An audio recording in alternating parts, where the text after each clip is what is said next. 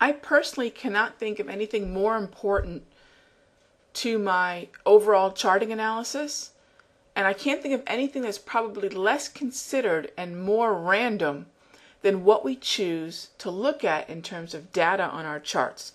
Now, this comes from literally helping out thousands of traders, meeting hundreds of them in person, seeing people set up their charts in person.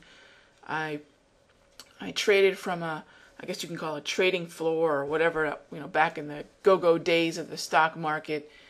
So I've seen a lot of traders up close and personal and seen their habits. And one of them, which, quite frankly, I had as well for a number of years, was just this kind of random look at what populated the view on my chart. Now, the only reason I really started to question this, and I remember the one day that it really drove home for me, was a huge gap in IBM. And the only way you would have seen the support from the gap down that IBM had was if you looked at a 1-year view, 52 weeks of IBM. Anyone looking at a couple months or a quarter or half a year would have completely missed the gap down support. And that's when I said, okay, the market has a memory. I kind of had been toying with this idea for a while, but sometimes you need a kick in the butt to kind of say, you know what, I've got to do this and I've got to do this now. So I started researching how price action was respecting levels from the past. In other words, how much did the right side of the chart respect the left side of the chart?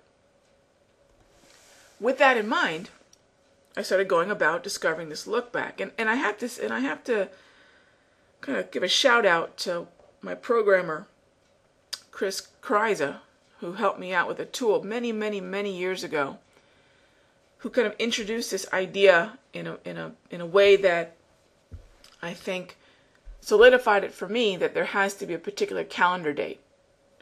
And so what I started doing was going through each one of the time frames that I trade, even the 5-minute, because back then I was trading intraday very actively in stocks and in futures, which I still do today, alongside my Forex, because it is very much a correlated market. In fact, I think, in my opinion, I think any futures or equities trader should be trading, or maybe not even trading, but at least understanding what's happening in the Forex market. If that's the first introduction they get to Forex, and then from there they grow to love the market like I think most people do, and they can take the next logical step.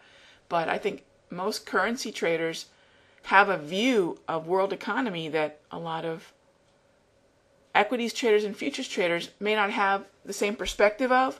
I think a great example, and I know I'm digressing here, but gosh, it's such a fantastic example, is what happened last week on the dollar yen when this happened. By the way, that was, of course, the day the stock market disintegrated.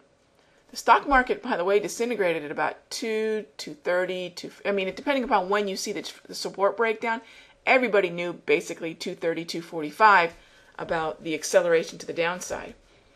But the dollar yen broke lower around 11 a.m., preceding the move by at least 3 hours, 2.5, 3 hours. So I know I'm digressing here, but it's just such a powerful thing to understand how currencies can give you another layer of analysis if you are a futures or stock trader. This is this one mind, many markets approach that I have and I truly believe in. So back to our topic at hand, look back. So each time frame, including my 5, has a look back, and the 5-minute chart is essentially 2 days. I need to be able to see what's going on the 5-minute so I can see the prior days at least close if there were any gaps, etc. The 15-minute chart is about 3 to 5 days. So when I say look back, when you begin your analysis, when you're starting to look for support and resistance, and you notice I have the PRS automatically drawing the support and resistance levels of the patterns on my charts here.